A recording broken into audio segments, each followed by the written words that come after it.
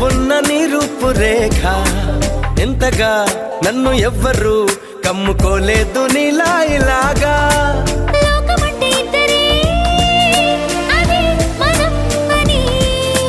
స్వర్గం అంటే ఇక్కడే అంటే సరే అని